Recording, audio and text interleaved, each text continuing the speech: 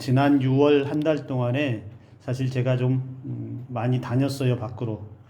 놀러 다닌 게 아니고 행사도 많고 일정이 좀 많았어요. 목사님들과 매주 성경 공부하는 것도 있고, 그리고 6월 초에 노예 체육대회도 있고, 그리고 노예 회의도 또 참석하고, 또 임직식이 두 교회가 임직식을 해서 또 임직식에도 참석하고, 그 한 달 시간 동안에 그래도 나름 한 달 동안 분주하게 보낸 것 같아요. 근데 지난 한 달, 6월 달 한 달을 이렇게 돌아보면서 제가 계속해서 느끼는 감정이 하나가 있어요. 체육대회도 마찬가지고, 목사님들과 성경 공부하면서 이야기 나누면서도 마찬가지고, 임직식에 가서도 마찬가지예요. 제가 무엇을 느꼈을 것 같아요? 난 참 행복한 사람이다. 노인수 목사는 참 행복한 사람이다 라고 하는 걸 느꼈어요. 그러면서 제가 뭐라고 고백하냐면, 하나님 참 감사합니다, 이렇게 고백했어요. 하나님 참 감사합니다. 왜 감사할까요? 목사님들과 이야기하고 여러 교회들을 다니고 또 이러저러한 일들에 분주하게 다니면서 제가 다른 교회들을 이렇게 봤어요. 다른 교회들도 보고 또 다른 목사님들의 이야기도 듣고 하면서 산성교회는 정말 좋은 교회다. 아닌 것 같아요. 저만 좋다고 생각하나 봐요. 여러분들은 아닌 것 같아요. 산성교회 정말 좋은 교회다라는 게 그냥 밖에 나가니까 그대로 보여요. 더 나아가서 제가 그냥 여러분 좋으라고 하는 얘기가 아니고요. 산성교회 성도들이 너무너무 좋다. 대한민국에서 제일 좋다고 생각하는데, 뭐 그렇게 하면 대한민국에 있는 교회들이 저한테 기분 나빠할지 모르니까 적어도 남은 땅에서는 산성교회가 제일 좋은 것 같아요. 예, 우리끼리 있으니까 하는 얘기예요. 밖에서 나가면 저 욕할 거예요. 아니 자기 교회가 안 좋은 목사가 어디 있냐고 욕할 거예요. 근데 제가 친한 목사님이 며칠 전에 전화했어요. 야, 우리도 한번 봐야 되는 거 아니냐? 뭐 이렇게 안부 전화 물으면서 교회는 어때? 요즘 뭐 어떻게 별일 없어? 잘 지내고 있어? 그래서 제가 여전히 변함없이 예, 별일 없어요. 별일 있을 게 없어요. 너무 잘 지내고 있어요. 건강하게 잘 지내고 있고, 애도 학교 잘 가고 있고, 성도들은 너무너무 신앙생활 잘하는 거 이렇게 보니까 너무너무 행복합니다. 속썩이는 사람 없어? 없어요. 진짜 없어요. 한 사람도 없어요. 근데 보면, 주위에 보면 참 안타까움을 이렇게 전하는 분들이 종종 계신데, 그런 걸 통해서 보면 저는 참 행복하게 목회를 하고 있다. 이것이 하나님의 은혜가 아니겠는가? 이것이 하나님께서 제게 주신 감사의 제목이 아니겠는가라는 그런 생각도 해보고, 어쩌면 이 자리에 있는 여러분들도 그런 행복한 삶으로 살아가는 줄로 저는 믿습니다. 그래서 이 자리를 지키고 있는 것이고, 그리고 그렇기 때문에 지금까지 여기까지 여러분들의 생명의 은혜가 이어져 온 줄로 믿습니다.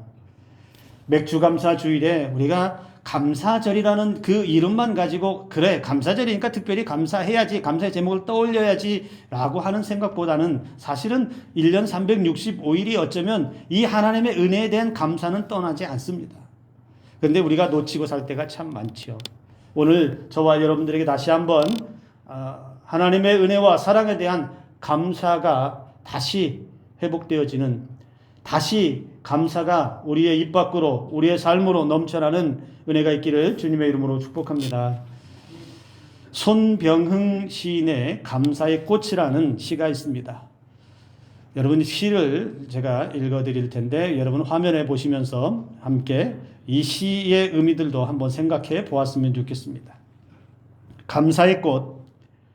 감사함은 저 멀리 있지 않듯이 아침 창가에 스며드는 햇살이나 고마운 사람의 따뜻한 말 한마디와 평범한 하루 살아가는 순간에도 있어 마음의 문을 활짝 열어놓은 채로 행복이 들어오는 길을 만들어가고, 단비가 되는 마음이 메마른 삶에 사람과 사람 사이 이어주는 것처럼 오늘의 고마움이 내일의 기쁨이 되는 한 송이 꽃이 되어 한껏 피어날 때 우리의 생마저도 더욱 향기로워지며 세상은 조금씩 더 따뜻해지는 안식처. 여러분, 이 시는 특별하게 거창한 단어를 쓰거나 포장하려고 이렇게 한 흔적은 보이지 않아요. 그저 일상 속에서 발견하는 감사의 가치를 통해서 행복과 또 인간관계의 회복, 그리고 공동체적인 따뜻함을 표현하고 있는 시입니다. 여기 쓰여진 단어들을 보면 햇살, 말 한마디, 꽃과 같은 우리와 친숙한 단어들을 쓰고 있어요. 그래서 감사가 멀리 있는 것이 아니라 우리 삶에 아주 가까이 있다라고 이 시에서 말해주고 있습니다. 특별히 감사가 행복을 불러온대요. 그 행복이 다시 사람과 사람을 이어주고 세상을 따뜻하게 만든다고 이야기합니다. 어쩌면 이 시의 고백이 오늘 저와 여러분들의 고백이 되어야 하지 않을까요? 무언가 특별하게, 무언가 대단하게 포장되어진 단어와 언어의 문장을 사용해서 감사하는 것보다는 내 삶의 그냥 흔적들을 한 번씩 쑥 둘러보면 그냥 쉽게 지나쳤던 그 삶의 자리에서 얼마든지 감사를 찾을 수 있고, 그 감사를 찾고 기억할 때에 그 감사는 또 다른 행복을 가져오고, 그리고 사람들과 사람들 관계를 또 회복시켜주고 이어주는 그 은혜를 주고, 그리고 그 감사는 공동체 안에서도 더 따뜻하게 만드는, 다른 사람들을 또 행복하게 해주는 그런 은혜를 준다라는 것입니다. 우리의 우리의 삶을 돌아보면 여러분, 감사할 게 참 많습니다.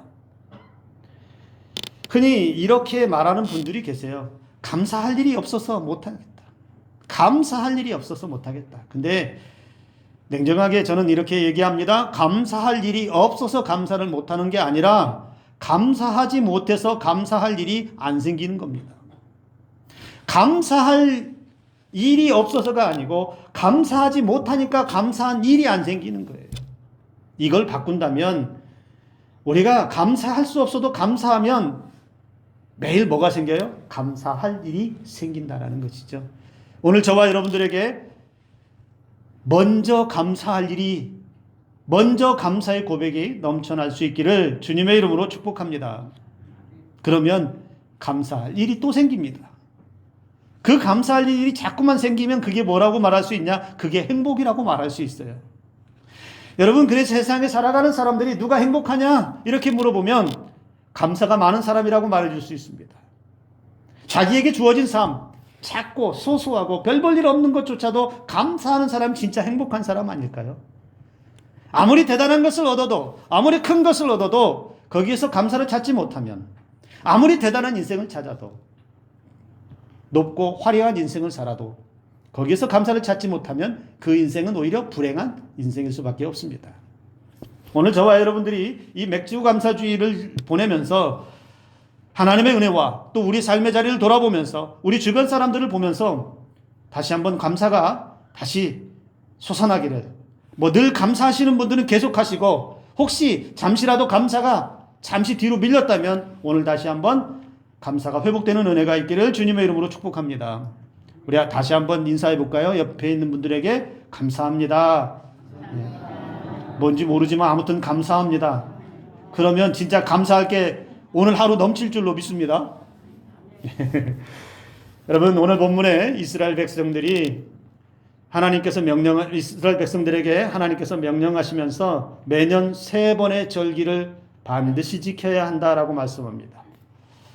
나라마다, 여러분, 각각 나라마다 국경일들이 있죠. 기념하는 날들이 있습니다. 그 국경일을 제정하는 이유는 그 나라의 역사나 그 기념일에 대한 가치, 이걸 누가 기억하게 하느냐? 국민들이 기억하게 합니다. 기념일이 있다는 것, 그 기념일이 가지고 있는 가치를 시간이 오래도록 지나도록 그 날을 기억하게 하는 거예요. 여러분, 우리 대표적으로 광복절 같은 경우도 그렇지 않나요?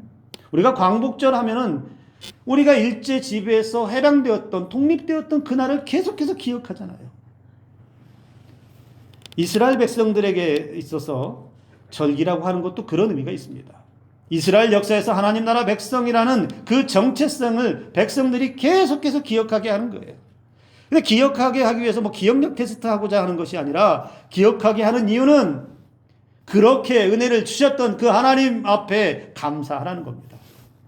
오늘 본문에 세 개의 절기를 그렇게 해서 언급합니다. 여러분, 먼저는 무교절. 무교절은 여러분 출애굽의 구원의 역사를 기억하게 하는 절기입니다. 여기에 무교절에 유월절이라고도 하죠. 유월절이 들어있죠. 이스라엘 백성들이 그 애굽에서 구원받았던 구원의 역사를 대대손손이 기억할 수 있는 절기가 바로 이 무교절입니다. 그리고 두 번째, 세 번째는 맥추절과 수장절을 말하는데, 자, 맥추절을 보기 전에 수장절이라고 하는 것은 한 해 농사를 통해서 얻은 열매를 거두어서 저장하는 그 절기예요. 그래서 한 해 동안 수고로이 일했던 그 소득의 열매들을 모아서 거둬들인 곡식들을 저장해 놓고서 그들이 뭘 해요? 아이고 배 두드리고서 우리 이제 잘 먹고 겨울 내 잘 먹고 잘 살겠다가 아니라, 하나님이 이렇게 풍성하게 해주셨습니다라고 하는 것을 감사하는 절기라는 거예요. 그래서 이 수장절이라고 하는 말은 여러분 다른 말로 초막절, 장막절이라고도 말하기도 하고요. 우리 교회의 현실에서는 이 수장절이 뭐와 같냐면 추수감사주일과 같습니다. 그리고 우리가 오늘 이제 살펴볼 것은 맥추감사절이죠. 맥추감사절. 구약의 이스라엘 백성들이 첫 수확을 거뒀을 때에 그 첫 수확을 하나님께 드렸던 것, 그것의 기원을 하고 있습니다. 이 맥추절은 77절이라고도 부르고 또는 오순절이라고도 부릅니다. 한국 교회에서는 여러분 보리 추수를 마치는 그 시기쯤, 어쩌면 지금 시기도 보리 추수가 다 끝났잖아요. 그래서 지난 반년 동안, 상반기 동안, 6개월 동안 하나님께서 베풀어 주셨던 그 은혜를 기억하고 첫 열매를 하나님 앞에 드리는, 감사의 고백을 드리는 그 절기라고 말한다는 겁니다. 오늘 우리가 그래서 이 맥추감사주일에 예배하는 이 예배 자리에서 우리도 지난날의 삶을 돌아보는 거예요. 어떤 사람은 6개월 동안 많은 소득을 얻은 사람들도 있어요. 기대했던 것보다 많은 소득을 얻은 사람도 있지만, 또는 어떤 사람들은 기대했던 것보다 좀 소득이 적은 사람도 있을 수 있어요. 실패할 수도 있습니다. 그러나 지난 상반기 동안에 따지고 보면 여러분, 실패의 아픔보다, 적게 얻은 그 아쉬움보다 더 큰 게 뭐냐? 그래도 하나님이 지키셨습니다. 그래도 하나님이 에베네셀의 하나님으로 여기까지 도우셨습니다라고 하는 고백이 훨씬 큰 줄로 믿으시기 바랍니다.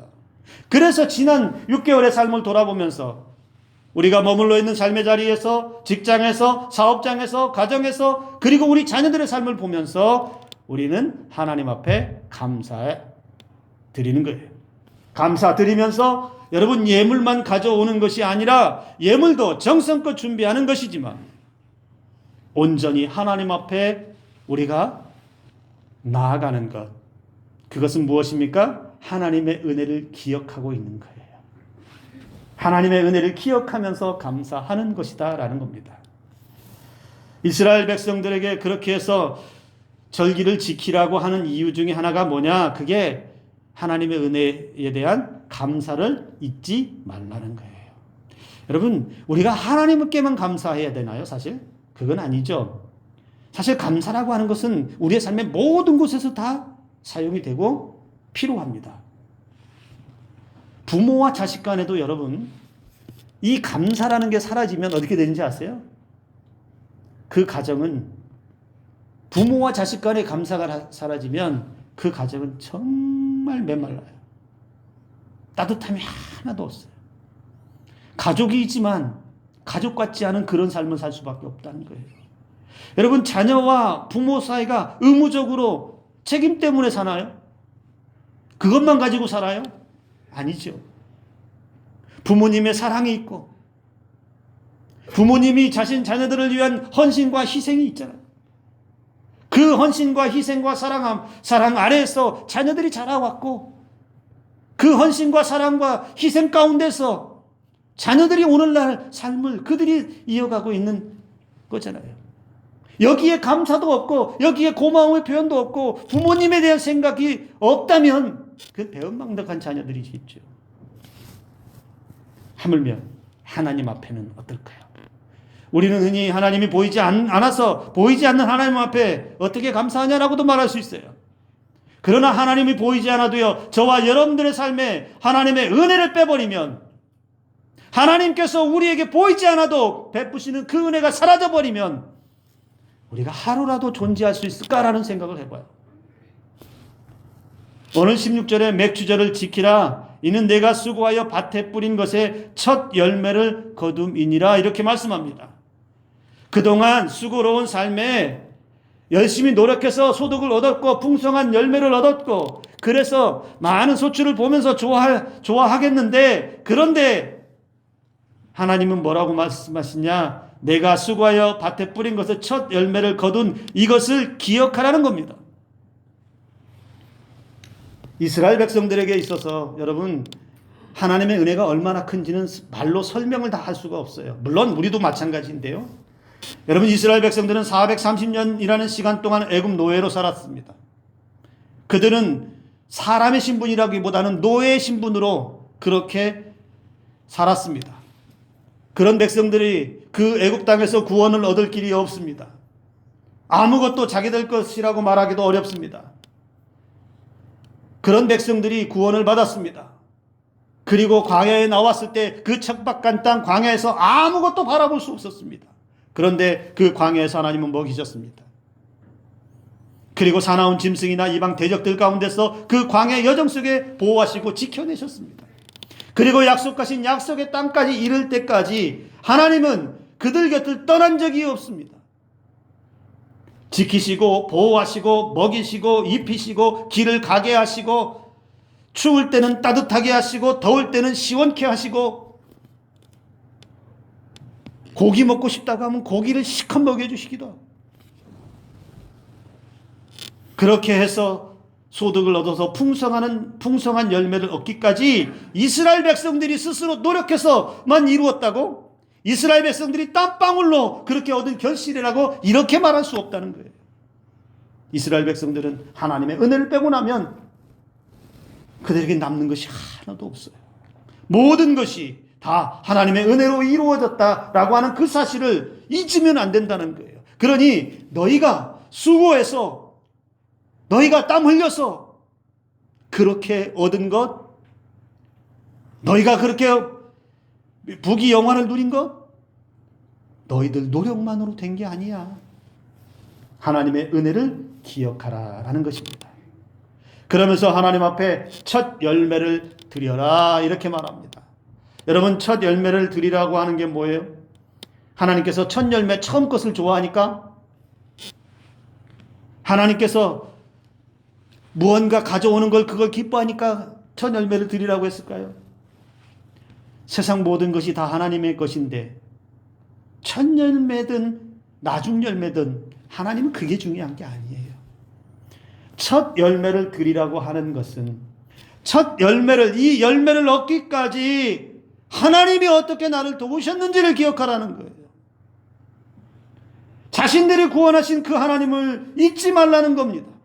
단순히 수확한 것의 일부를 바치는 행위가 아니라 하나님께서 여기까지 나를 인도하셨다. 우리 가정을 인도하셨다. 하나님께서 이 많은 곡식들을 풍성하게 주셨다라고 하는 이 고백에서부터 하나님을 먼저 생각하고 하나님께 먼저 드림을 통해서 감사의 고백을 드리라는 겁니다.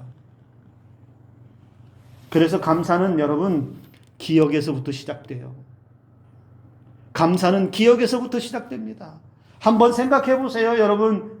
지난 날들 늘 감사하는 게 많았고 그때에도 감사했는지 모르지만 다시 한번 생각하면 여러분 감사할 게 얼마나 많아요. 지금 현재 몸이 아프셔서 연약하신 분들도 있지만 그래도 그 연약함 속에 건강 지켜주신 분이 누굴까요? 물론 의사 선생님의 치료를 받고 약물을 먹고 해서 건강해졌다고 말할 수 있지만 여러분, 그 속에서 주시는 은혜가 분명히 있음을 믿으시기 바랍니다. 나의 생명을 거두어가지 않게 하시고 이 땅에서 그래도 지금 이 순간까지 살게 하시는 은혜가 있음을 여러분, 그걸 보셔야 돼요. 그걸 기억하셔야 됩니다. 내 삶의 자리를, 여러분의 삶의 자리를 궁핍하지 않도록 하시는 그 은혜가 있다는 겁니다. 하나님께 첫 열매를 드린다라고 하는 것은 바로 이것을 기억하는 거예요. 그렇기 때문에 하나님이 주신 전부가 하나님의 은혜라고 하는 고백에서부터 출발하는데, 하나님이 주신 전부 중에 내가 첫 열매, 처음의 것을, 가장 좋은 것을 하나님 앞에 드린다라고 하는 이 고백은 최고의 감사의 고백 중에 하나다라는 거예요. 남아서 드리는 게 아니라는 거예요. 풍성하게 많이 거뒀으니까, 많기 때문에 일부분을 그냥 드리는 게 아니고 하나님이 전부를 주셨기 때문에 거기에 대한 감사로 하나님을 먼저 생각하고 첫 열매, 가장 좋은 것으로 하나님께로 감사의 고백을 드리라는 거예요. 그 말은 곧 이렇게도 바꿀 수 있어요. 내 삶은 내 것이 아닙니다. 내가 사는 것은 내 것으로 사는 게 아니에요. 하나님이 주신 것으로 삽니다. 하나님이 주신 것으로 살고 내 삶의 중심은 하나님이십니다.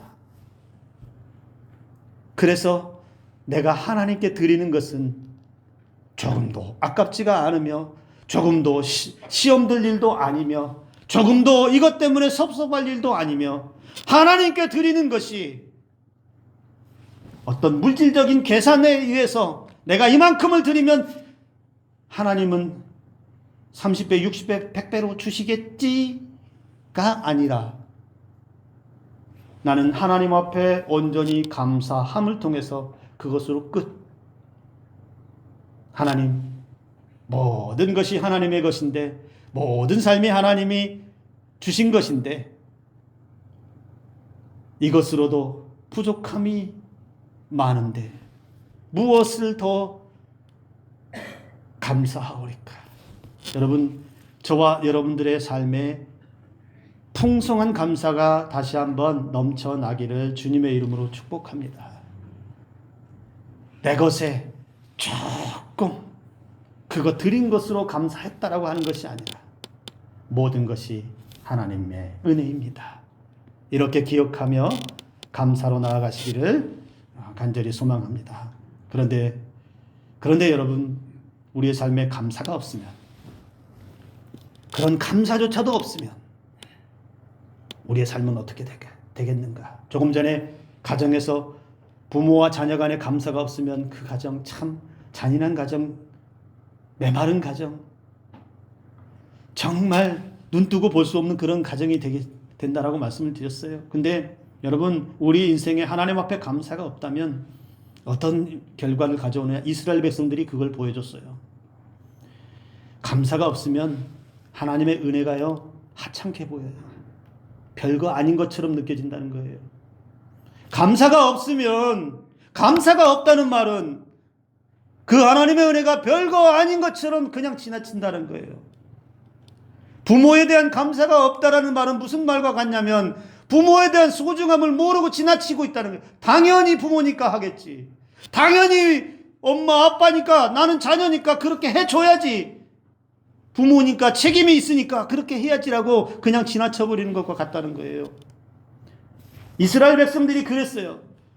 이스라엘 백성들이 감사를 모르니까 하나님의 은혜를 하찮게 생각했어요. 여러분, 민수기 21장에 보면 그들이 원망과 불평을 해요. 먹을 게 없다고 불평을 합니다. 그러면서 21장 5절에서 이렇게 말해요. 우리의 마음이 이 하찮은 음식을 싫어하노라. 와, 기가 막히죠. 이스라엘 백성들이 지금 모세와 아론 앞에, 하나님 앞에 뭐라고 말하냐면, 그들을 먹이시는 은혜를 받았는데 이 하찮은 음식 실증난다라고 말하고 있어요. 뭐라고요? 하찮은 음식. 여기는 음식을 얘기했지만 여러분, 이 음식이 상징하고 있는 게 뭐예요? 하나님의 은혜, 그 정도는 하찮은 거, 별거 아니라는 거예요. 무언가 이거보다는 더 좋은 거, 더 대단한 거, 더 맛있는 거, 더 몸에 좋은 거, 더 비싼 거, 이런 것 좀 주라는 거예요.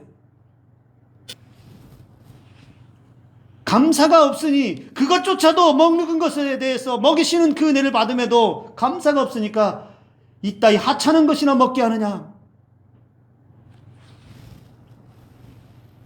여러분, 이스라엘 백성들의 반복된 실패의 중심에 감사가 없었다는 거예요. 이스라엘 백성들이 왜 실패하고 심판을 받았어요? 왜 그들이 망했어요?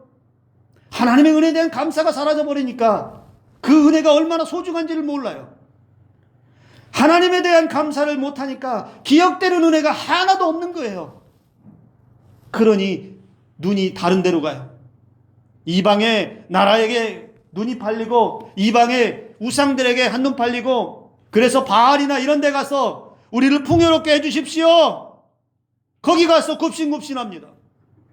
풍요의 신을 찾아다니고 태양신을 찾아다니고 여신들을 찾아다니면서 거기에 굽신굽신하면서 우리들에게 복 달라고, 우리 농작물들 잘 되게 해달라고 하나님이 아닌 다른 것에 가서 빌었다는 겁니다. 그러다가 망했다는 거예요. 이스라엘 백성들이 그들의 삶에서 하나님에 대한 감사가 있었다면, 하늘에서 내리는 만나에 대한 감사가 있었다면 그들은 그렇게 살지 않았을 거예요. 광야 여정을 돌아간다고, 빙 돌아간다고 원망할 게 아니라 그렇게라도 인도해 주신 것에 감사했다면 그들은 40년 동안 방황하지 않았을 거예요. 그러나 그 이스라엘 백성들의 실패의 모습을 우리는 바라보며 오늘 우리의 삶에 당연한 것은 없다는 것을 기억하셔야 합니다. 내게 얻어진 것, 내가 누리는 것, 내가 살아가고 있는 모든 삶의 자리 당연하게, 그리고 내가 열심히 노력한 노력의 결과라고만 생각해서는 안 돼요. 보이지 않는 하나님의 손길이 저와 여러분들을 안위하시고 낮이나 밤이나 지키시고 주의 지팡이와 막대기로 우리를 지켜주시는 목자 되시는 그 은혜가 있기 때문에 우리가 삶을 이어가고 있다는 거예요. 그럼에도 불구하고 우리의 삶의 감사가 사라지면 우리 마음속에 남는 것은 뭘까요?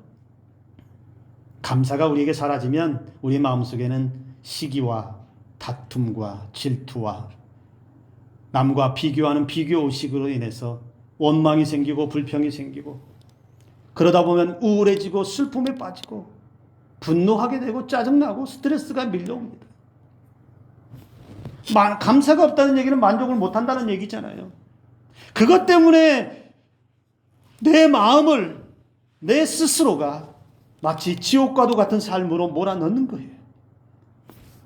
오늘 우리는 지옥과도 같은 삶으로 빠져들지 않기 위해서는 하나님의 은혜를 기억하고, 하나님의 은혜가 기억되면 그 자리에서 감사의 자리로 나아가는 우리 모두가 될 수 있기를 간절히 소망합니다.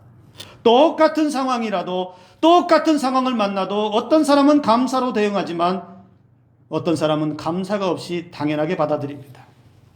똑같이 어려움 가운데 있지만, 똑같이 힘든 가운데, 슬픔 가운데 있지만 어떤 사람은 그 속에서 감사를 찾으려고 애쓰지만 어떤 사람은 그곳에서 원망과 불평을 쏟아냅니다.